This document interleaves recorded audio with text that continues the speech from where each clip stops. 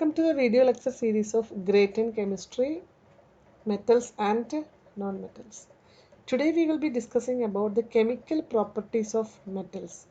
Chemical properties means the chemical reactions they are undergoing.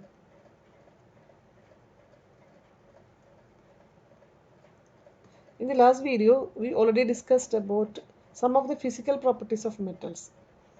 And also I discussed about the electropositive nature of metals.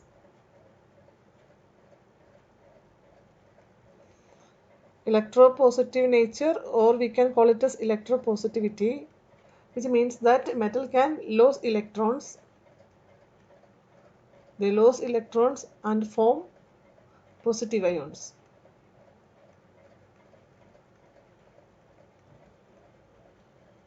So this nature is known as electropositive nature or electropositivity.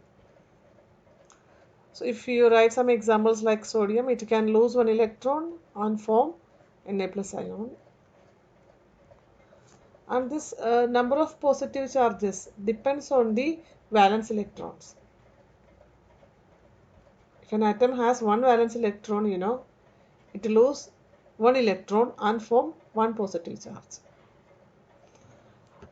If an atom has two valence electrons, for example, like in magnesium has two valence electrons, it form two positive ions.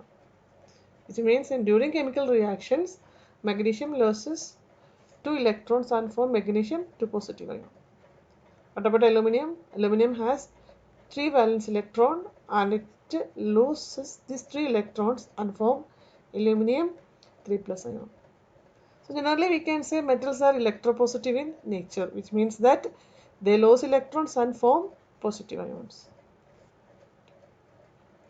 So I am going to discuss the first chemical property of metals, which means that I told already these are chemical reactions. So the first reaction is a reaction of metals with oxygen present in air. Chemical reactions means they can react with oxygen, they can react with water, and they react with the dilute acids, etc. etc. So in this lesson we are studying only three types of reaction, mainly reaction of metals with oxygen present in air, then a reaction of metals with water, and a reaction of metals with the dilute acids. So first reaction, like the reaction of metals with the oxygen present in the air.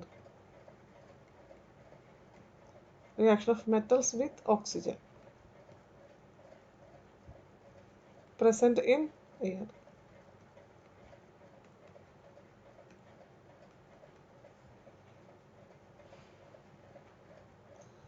Now, most of the metals react with oxygen to give metal oxides. So if you are writing a metals plus oxygen present in the air, the product is metal oxide.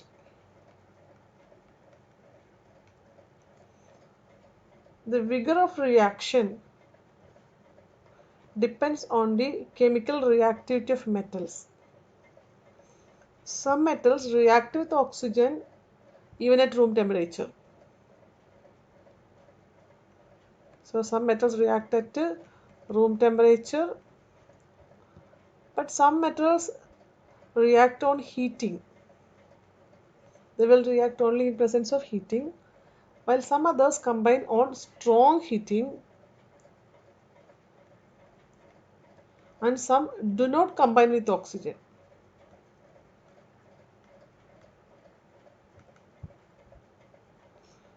So it means that metals have different reactivity, or according to their nature the reactivity will be different.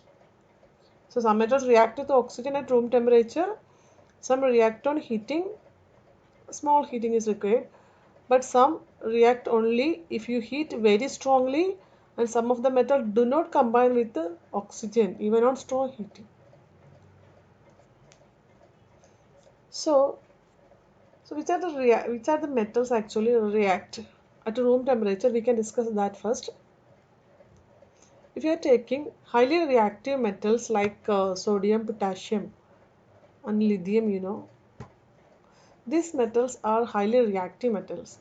So these metals react with oxygen present in air even at room temperature to form their respective oxides. So let us discuss this reaction first. So I am discussing first the highly reactive metals.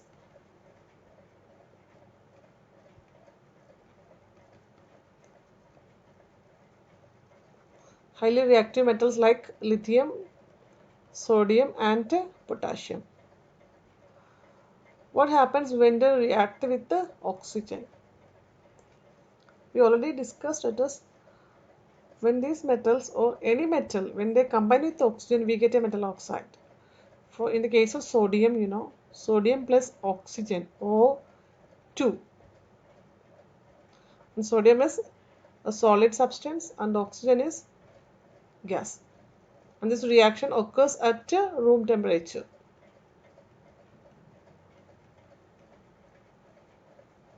So your product will be the corresponding oxide, which means sodium oxide. Sodium valency is 1 that you can write on oxygen side. Okay.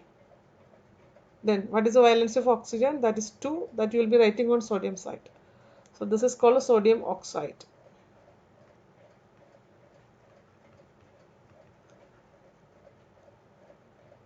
Now here 2 oxygen on the reactant side, but in product side we have only 1 oxygen. Okay. So I am writing 2 on the product side. So now oxygen becomes 2, but what happens to sodium? Sodium now 2 into 2, that will be 4. So I am writing 4 on the reactant side. So 4 Na plus O2 giving 2 Na2O. The same is the case with the potassium and lithium. Potassium will be reacting with oxygen and form potassium oxide K2O. So you can balance in the same manner 4K. What about lithium? Li plus O2 giving Li2O, lithium oxide. So 2 Li2O and we need 4 lithium atom. So highly reactive metals like lithium, sodium and potassium, they react with the oxygen at room temperature. These all reactions happening at room temperature. Their respective oxides are formed. Sodium forms sodium oxide, potassium forms potassium oxide and lithium forms lithium oxide. In fact, these reactions are so vigorous so that these metals even catch fire when kept in the open air, because these reactions are happening at room temperature, so they may catch fire if we keep it in open air. So due to this extreme reactivity, sodium, potassium and lithium are stored in kerosene oil in order to protect these metals from atmospheric oxygen and moisture. To protect from oxygen and moisture. So this is one question usually asked in CBSE board examinations. Why sodium, lithium and potassium are stored under kerosene oil? What is your answer? These metals are highly reactive metals. When we keep it in open air, they will be reacting with oxygen and form their respective oxides. So to protect from atmospheric moisture and oxygen, these metals are stored in kerosene oil. Okay. Now, most of these metal oxides, not generally if we say most of the metal oxides are insoluble in water, but some metal oxides are soluble in water. So far we discussed about lithium oxide, sodium oxide and potassium oxide, K2O and Li2O. These metal oxides are dissolved in water. They can dissolve in water and form their alkalis. So they dissolve in water and form alkalis.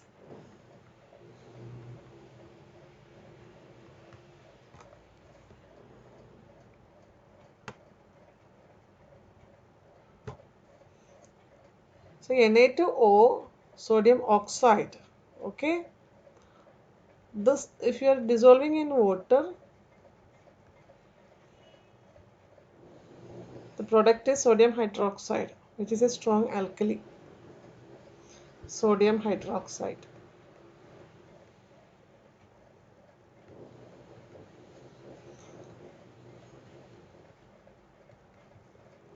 Okay. So there are Na2. There are two sodium atom on the reactant side. Okay. So I'm writing 2 on the product side. 2 Na. I think the reaction is already balanced right now. Yeah, it's balanced. 2 Na, and also 2 Na on the product side, and 2 oxygen on the product side, and 2 hydrogen on the product side. So it is balanced. Now, the same is the case with the K2O. K2O, if dissolved in water, product is KOH, potassium hydroxide. This is also strong alkali. So this Na2O and K2O, we can say they are basic oxides. Okay. So when a basic oxide dissolves in water, the products are strong alkalis. And you know, these metals are highly reactive metals. Lithium, sodium and potassium. These are highly reactive metals, you know.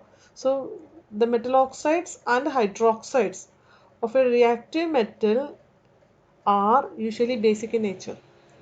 So they turn red litmus blue. So we can conclude that metal oxides and hydroxides of highly reactive metals